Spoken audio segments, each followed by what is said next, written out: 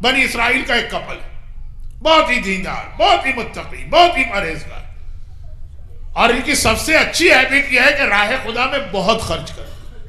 اچھا یہ بات میں پھر ایک بار ریپیٹ کر دوں، بہت سارے واجبات و حرام بنی اسرائیل میں ڈیفرنٹ تھے اور پیغمبر کی امت میں ڈیفرنٹ آ گئے.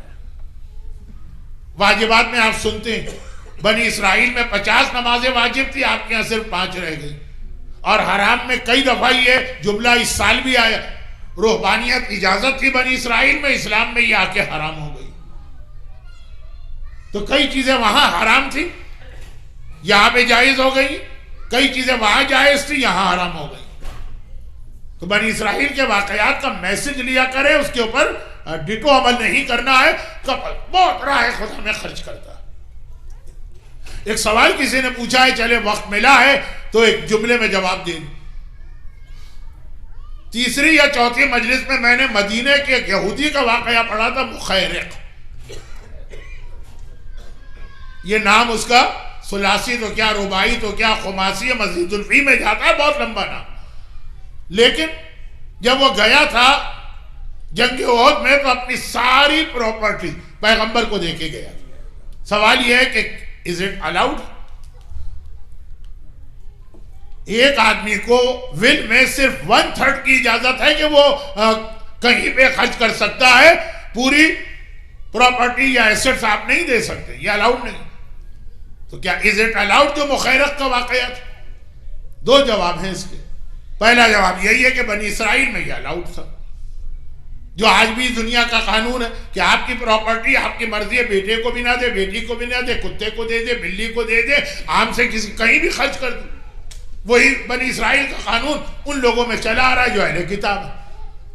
اور دوسرا یہ ہے کہ بہرحال یہ مومن ہو گیا، مسلمان ہو گیا، مسلمان کی پراپرٹی نان مسلم کو نہیں ملے گی، چاہے کا سگا بیٹا ہی کیوں نہ. تو خیر اب ایک منٹ کا جواب تھا تو میں نے سوچا دے دوں، آخری مجلس ہے اس سال کی. لیکن بات یہ ہو رہی ہے کہ راہ خدا میں جتنا آتا ہے خرچ کرتے ہیں، اور یہ اصول ہے کہ اللہ کے راستے میں جتنا خرچ کرو گے اس سے 700 ٹائم زیادہ اسی دنیا میں ملے گا. آخرت کی بات تو چھوڑی، وہاں تو اتنا ملے گا کہ آپ سے سنبھالے نہیں سنبھلے گا. یہاں کا تو مجھے نہیں پتا، پاکستان میں اکثر میں نے دیکھا ہے کہ جب کوئی شوہر اپنی بیوی کے ساتھ شاپنگ کرنے جاتا تو بیوی اتنا خرید لیتی ہے کہ شوہر وہ باکسز اٹھائے ہوئے اور بیگ اٹھائے ہوئے اس سے سنبھالے نہیں سنبھلتے ہیں. وہ چل تو رہا ہے بیوی کے پیچھے پیچھے گاڑی تک، لیکن یہ باکس گرا، اس کو اٹھایا تو وہ باکس گرا، اس کو اٹھایا تو وہ باکس گرا. راہ خدا میں چیریٹی کرے تو اتنا ثواب آپ کو آخرت میں ملے گا، آپ سے اٹھایا نہیں جائے گا ثواب. لیکن دنیا میں بھی پورا نہیں، 70 ٹائمز یا 700 ٹائمز آپ کو زیادہ ملے گا. تو ان کو یہ خرچ کر رہے ہیں، ان کو اتنا ہی مل رہا ہے، اس سے زیادہ. لیکن اچانک سڈنلی شوہر کی موت ہو گئی. واقعہ بہت میں پڑھ چکا ہوں، اس لیے بہت ہی شارٹ کر کے مسائل پر آ رہا ہوں. شوہر کی موت ہو گئی. اب جو غم ہوا وہ ہوا، اور جوان تھا شوہر. اب بیوی نے یہ سوچا، پرانا زمانہ ہے، عورتیں جو ہیں وہ جاب واب نہیں کرتی ہیں، جو میرا شوہر چھوڑ کے گیا اسی پہ اب زندگی گزارنا. تو جس طرح سے میرا شوہر چیریٹی کر رہا تھا، اگر میں اس طرح چیریٹی کروں گی تو کوئی سورس آف انکم تو ہے نہیں، دولت آ تو نہیں رہی ہے، خالی جا رہی ہے، ختم ہو جائے گی. اپنا ہاتھ روک دو. نہیں، پھر اس کے دل میں خیال آیا، آپ واہ نہ کہیے گا، یہ غلط خیال، شیطانی خیال. عام مومن سنتا ہے واہ کہہ دیتا ہے. میں دنیا کا واحد خطیب ہوں جو مجمع کو واہ کہنے سے روکتا ہوں. اچھا خیر، تو اب مسئلہ یہاں پہ یہ اسٹوڈنٹ خطیب، مسئلہ یہ کہ اس کے دل میں خیال آیا کہ شوہر مر گیا ہے، سورس آف انکم ختم ہو گیا، اب جو کچھ ہے اسی پہ زندگی گزارنا ہے. بچہ بھی ان کا چھوٹا ہے، 4 سال کا یتیم. خرچ کروں گی راہ خدا میں تو ختم ہو جائے گا، روک کے چلو. لیکن فوراً دل میں خیال آیا، دیکھیں کتنا اچھا خیال ہے، آپ واہ کہہ دیں گے. دل میں خیال آیا شوہر مرا ہے، اللہ نہیں مرا. اور اس وقت بھی جو دیر مل رہا تھا مجھے شوہر کی وجہ سے نہیں مل رہا تھا، اللہ کی وجہ سے مل رہا تھا. اللہ زندہ ہے، میں اسی طرح سے چیریٹی کروں گی. دیکھیں وہ آپ کی زبان پہ آ گیا نا اتنا میرے روکنے کے باوجود. تو خلاصہ یہ ہے کہ کتنا اچھا یہ خیال لگ رہا ہے، مگر شیطان کا خیال ہے. کیسے وہ سنی؟ اب یہ راہ خدا میں چیریٹی اسی طرح جیسے شوہر کی زندگی، یہاں تک کہ دولت کافی کم ہو گئی. ایک رات کو یہ سوئی تو اس نے خواب میں ایک منظر دیکھا جو کل کا ایک جملہ ہے نا، آج اس کو کمپلیٹ کر رہا ہوں. جہنم کے سب سے نچلے گڑھے میں بیوہ. خالی یہاں مراد میری، اب میں غلط اردو بول رہا ہوں لیکن صحیح انگلش بول رہا ہوں، ویڈو مرد بھی ہو سکتا ہے، ویڈو عورت، دونوں کے لیے یہ مسئلہ. خیر، تو خلاصہ یہ ہے کہ جہنم کے سب سے نیچے یہ عورت بھی ہوگی. یہ مر گئی، رات کو سوئی شب جمعہ، خواب میں دیکھا میرے رائٹ ہینڈ پہ جنت نظر آ رہی ہے، لیفٹ ہینڈ پہ جہنم. کہا پہلے جنت چل کے دیکھو. جنت میں گئی، بہت ہی خوبصورت، جتنا سنا تھا اس سے زیادہ، اور ایک بہترین پیلس جنت کے بیچ میں کھڑا. پوچھا یہ کس کا پیلس ہے؟ کہا یہ تیرے مرحوم شوہر کا. ایک سیٹسفیکشن ہوا، پہلی بار شوہر کی موت کے بعد اطمینان کہ وہ جنت میں. لیکن پوچھا کس کا، ریزن کیا، کیوں ملا اس کو یہ پتہ تو چلے. تو اگر کہا جاتا کہ اس کی اوورآل نیکیاں یا اس کی نمازیں یا اس کی پائٹی نہیں، کہا صرف ایک نیکی، وہ جو راہ خدا میں چیریٹی کرتا. باقی نیکیوں کا ریوارڈ تو قیامت کے بعد ملے گا، مگر راہ خدا کی چیریٹی اتنی بڑی نیکی ہے کہ ادھر مرا اور جنت کا محل مل گیا. اب یہ ابھی خواب میں ہے لیکن سیٹسفیکشن ہوا کہ یہی نیکی تو میں بھی کر رہی ہوں. تو اللہ تو عادل ہے، سب کو ایک جیسا ریوارڈ دے گا. میرا بھی ایسا محل ہے، اب ذرا چل کے ذرا جہنم کو دیکھ لو. وہاں گئی تو اتنا خوفناک منظر، اندھیرا اور لوگوں کی چیخ اور پکار، اور ایک کنواں نظر آیا جو پورا آگ سے بھرا ہوا، اور اس کنویں کے اندر بہت سارے مرد اور عورتیں باندھ کے لٹکائے گئے. اب مجھے نہیں پتا، لیکن آپ کا یہاں کا تو نہیں پتا، انڈیا میں پریٹی شور کا ایسا نہیں ہوتا ہوگا. پاکستان میں آئیے، کسی بھی آپ باربیکیو کی دکان پہ جائیے گا تو ایک لائن سے چکن مثلا معلوم ہے ایک رسی سے بندھے ہوئے لٹک رہے ہیں، یا بکرے ایک لائن سے، یا گائے ایک لائن سے ایک رسی پر. جہنم کے اس کنویں میں ایک رسی ہے اور مرد اور عورتیں لٹک کے جہنم میں جل رہے ہیں. آج آخری مجلس ہے اس لیے پڑھ رہا ہوں، چوتھی مجلس میں پڑھتا تو پانچویں میں کون ہوتا؟ صرف میں ہی ہوتا. یہ اقبال بھائی. خیر، تو خلاصہ یہ کہ دیکھا اور ان کی چیخ و پکار. ٹائم نہیں ہے ورنہ تو میں بہت زیادہ ڈیٹیل سے بتاتا ہوں. اب دیکھا کہ وہ جو لوگ گناہگار مرد عورتیں، بیچ میں ایک اسپیس خالی نظر آ رہی، جیسے روپ پر آپ نے کپڑے لٹکائے، ایک کپڑا گر گیا تو جگہ خالی نظر آ جائے گی. یا یہ کہ جب بچوں میں یا بڑوں میں کسی کا دانت ٹوٹ کے گر جائے تو ایک جگہ خالی نظر آتی ہے نا، اسپیس، پتہ چل جاتا. گھبرا کے کہا یہ جگہ کیوں خالی؟ کہا کہ جس کے لیے یہ جگہ ریزرو ہے وہ ابھی آیا نہیں. وہ ہے کون؟ کا تو میں، یہ میرے لیے. گھبرا گئی، کہا ہو سکتا میں کوئی گناہ کر رہی تو میری غلطی کیا ہے جس کی وجہ سے جہنم میرے لیے ہے؟ کہا تو جو راہ خدا میں چیریٹی کرتی، یہ ہے تیری غلطی. اور آنکھ کھل گئی.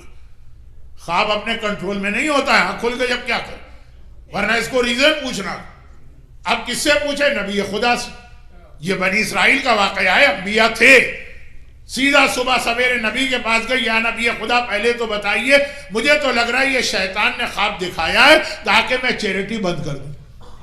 کہا نہیں، یہ اللہ کی طرف سے میسج. تو آخر یہ ایسا کیوں ہے؟ شوہر کو ایک نیکی پر جنت ملے، وہی نیکی میں کروں تو جہنم کا فرق ہے. شوہر اپنا مال خرچ کر رہا تو کہا میں بھی تو. کہا نہیں، جیسے ہی شوہر مرا اب اس کا جتنا مال وہ چھوڑ کے گیا ہے وہ بیٹے کا حق بنا ہے، بیوی کا تو خالی 8واں حصہ ہوتا ہے نا. عورت کی توہین میں نہیں کر رہا، لیکن جو اسلام نے اس کو شیئر دیا ہے وہ تو خالی 8واں حصہ ہے نا. تیرا حصہ خالی 8واں تھا، باقی سارا تیرے بیٹے کا تھا. بیٹا بھی نابالغ ہے. نابالغ تو اگر ماں سے کہہ بھی دے کہ ماں آپ خرچ کیجئے تو نابالغ کے کہنے کی کوئی اہمیت ہی نہیں، حق ہی نہیں ہے. جس گھر میں ایک بھی نابالغ ہو اس گھر کے اندر، یعنی اگر میراث میں ملا ہے، باپ مر گیا ہے اور ایک بھی نابالغ اس کے اندر بچہ ہے، اس گھر میں آپ قدم نہیں رکھ سکتے، وہاں نماز نہیں پڑھ سکتے، وہاں اسٹے نہیں کر سکتے، وہاں کنڈولنس کے لیے نہیں جا سکتے جب تک کہ نابالغ کا وصی اجازت نہ دے. وصی کون ہوتا ہے؟ جس سے آپ اپنی ول کے اندر لکھ جاتے ہیں کہ اگر میں مر گیا تو میرے بعد میرے نابالغ بچوں کی دیکھ بھال فلاں شخص کرے. وہ آپ اپنی بیوی کو بھی رکھ سکتے ہیں، اس کا مرد ہونا ضروری نہیں، لیکن آپ کو مقرر کرنا ہوگا. اگر نہیں کیا آپ نے، ہمارے یہاں مجھے نہیں پتا اٹلانٹا میں جو شرعی ول ہے وہ کتنی بنائی جاتی ہے. ہم تو اپنے یہاں یعنی کیونکہ سسٹم تو سارے ویسٹرن کنٹریز کا ایک جیسا، پاکستان میں ہمیں یہ پرابلم نہیں. اگر کوئی مر جائے تو پاکستان کی کورٹ اس کی شریعت کے مطابق ڈیسائیڈ کرتی.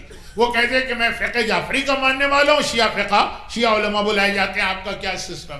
وہ کہے میں فقہ حنفی والا ہوں، لیکن آسٹریلیا میں ایسا نہیں. چنانچہ وہاں پہ ہر آدمی کو روز ہر سال ہم لوگ ایک سیمینار کرتے ہیں اور ول لکھواتے ہیں. کچھ نئے لوگ آتے ہیں، کچھ پرانے لوگوں کی ول چینج. بہت اہم ہے یہ مسئلہ. تو اب یہاں پہ جیسے عورت کا حصہ جو ہے 1/8 12 پوائنٹ سم تھنگ، اور وہ رائے خدا میں چیریٹی کر رہی ہے. وہ خود اپنے اوپر نہیں خرچ کر رہی، وہ اپنی فیملی کو نہیں دے رہی. لیکن آپ چیریٹی کریں گے اپنا پیسہ، چوری کا پیسہ تو چیریٹی نہیں کر سکتے ہیں نا، یہ چوری کا پیسہ کہلائے. اور میراث کے حوالے سے ہمارے یہاں اتنے گناہ. اچھا یہاں پہ کمپلیکیشن بھی بہت زیادہ. اب اگر ایک مکان، اب شریعت کا مسئلہ سنیے، ٹائم نہیں ہے کہ میں مسائل کی ڈیٹیل میں جاؤں، لیکن ایک چھوٹا سا مسئلہ. ایک مکان شرن، مکان اگر شوہر کا، بیوی کو اس کی لینڈ میں کچھ بھی نہیں ملے گا، یہ 12 پوائنٹ سم تھنگ بھی نہیں ملے گا. خالی جو اوپر بلڈنگ بنی ہے اس کے اندر اس کا 8واں حصہ، اور بلڈنگ کے اندر بھی وہ رہ نہیں سکتی. اس کا جو شیئر ہے اس کو دے کے الگ کر دو. اب بظاہر تو باتیں بہت مشکل لگ رہی. بیٹے اور بیٹیاں اپنی ماں سے کہے کہ یہ لیجئے پیسے پکڑیے اور باہر چلے جائیے، نہیں. اگر وہ بالغ ہیں تو نہیں، لیکن ایک بھی بچہ نہ بالغ. مرنے والا اگر اسی کو مقرر کر کے گیا بچوں کا سرپرست یا گارجین تو ٹھیک، ورنہ پھر یہ جائے گا مسئلہ مجتہد کے وکیل کے پاس. بہت ہی کمپلیکیٹڈ مسائل ہیں، خاص طور پر یہ مکان والا. جب یہ مسئلہ آ گیا کہ لینڈ میں بیوی کا کوئی حصہ نہیں، برادران اہل سنت کیا ہے، ان کا ہم پر یہ اعتراض بھی کہ آپ عورتوں کا حق ضائع کر دیتے ہیں، ان کو لینڈ میں حصہ نہیں دیتے، خالی اوپر جو اسٹرکچر اس کی بھی ویلیو میں. لیکن یہاں مسئلہ یہ ہے کہ عورتیں بھی ساتھ میں برابر سے جوائنٹ نیم پہ مکان، اگر خالی نام لکھا ہوا ہے تو الگ بات ہے، لیکن واقعا اگر اس کا شیئر اس کے اندر ہے، سیریسلی اس کو شیئر 50% رکھا، تو اب یہ کمپلیکیشن ہے کہ شوہر مر گیا، آدھا بیوی کا ہے تو آدھا جو بچا، تو آدھا جو بچا اس کی لینڈ میں کوئی حصہ نہیں ہے، تو اس کے اوپر جو بلڈنگ ہے کنسٹرکٹڈ اس کا 8واں حصہ. اور چونکہ یہ ایوری ایئر یہ سچویشن چینج ہو سکتی ہے، کتنا مارگیج دے دیا گیا، کتنا باقی ہے، کتنی ایکویٹی مکان میں بنی ہے، کتنی نہیں ہے، ہمیشہ اس ول کو اپڈیٹ کرنا پڑتا. اور اس کے علاوہ جس گھر میں نابالغ بچہ ہو وہاں تو جانا ہی مصیبت ہوتا ہے اگر مرنے والے نے اپنی ول میں اس کا گارجین نہیں رکھا. اور بہت زیادہ ہمارے یہاں غلطی ہو رہی ہے. اب حدیث سنیے، اور اس سے ریلیٹڈ ایک مسئلہ اور مسائل پہ جلدی سے آ رہا ہوں. ایک حدیث آپ نے زمانے کے امام کے لیے سنی ہوگی، من مات ولم یعرف امام زمانے ہی ماتا میتۃ الجاہلی. اور دوسری حدیث ہے من ماتا بغیر وصیت ماتا میتۃ الجاہلی. بس وہ معرفہ یا نکرہ ہے، جو وصیت کے بغیر مر جائے وہ جاہلیت کی موت مرا. اسی لیے اسلام نے کہ ہر ایک کو اس کا حق ملتا رہے. ہاں یہ الگ بات ہے کہ یہ انہیریٹنس کا ڈسٹریبیوشن ہوتا ہے. پہلے مرنے والے کے قرضے اور واجبات ادا کرو. واجبات میں نماز نہیں ہے، روزہ نہیں. وہ ول کر کے جائے تو ہے، ول نہ کرے تو آٹومیٹک نماز روزہ نہیں. لیکن حج ہے، حج آٹومیٹک ہے. اگر اس پر حج واجب تھا اور اس نے نہیں کی. حج کے حوالے سے ایک مسئلہ آیا، آج کچھ نوجوانوں سے ڈسکشن ہوا تو اور اس کے کچھ اینگل سامنے آئے.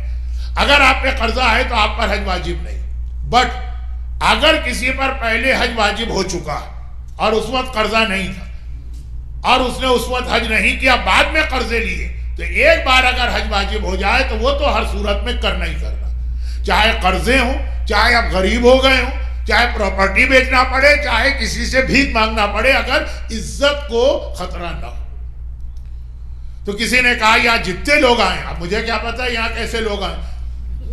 اب آپ جب اسٹیبلش ہو گئے تو آپ نے مجھے بلانا شروع کیا. میں تو 74 سے مجلس سے پڑھ رہا ہوں، لیکن کہا کہ جتنے لوگ آئے شروع میں سب نے جاب کی ہیں، اور اس وقت کسی کو کوئی مورگیج اور لون مل بھی نہیں سکتا تھا. 5, 7, 10 ہزار جمع ہو گئے تھے ان کے پاس، پھر مورگیج انہوں نے لینا شروع کی. تو اتنے پیسے آ گئے تھے کہ حج پہلے واجب ہوا ہے، مورگیج بعد میں. اور نہیں کیا اس وقت حج تو وہ تو واجب حج مانا جائے گا. ایک طرح سے اس کو کہا جائے گا حج کی قضا آپ کر رہے ہیں. حج میں قضا کا لفظ آتا نہیں ہے لیکن آپ یہی سمجھیں گے. تو وہ ایک طرح کیس ڈیفرنٹ ہو گیا. باقی چیزوں مقامی علماء سے پوچھ لیجئے. میں جلدی سے اس پہ آ رہا ہوں کہ بہت امپورٹنٹ ہے وصیت کا تیار کر کے اپڈیٹ کرنا اور اس پر عمل کرنا.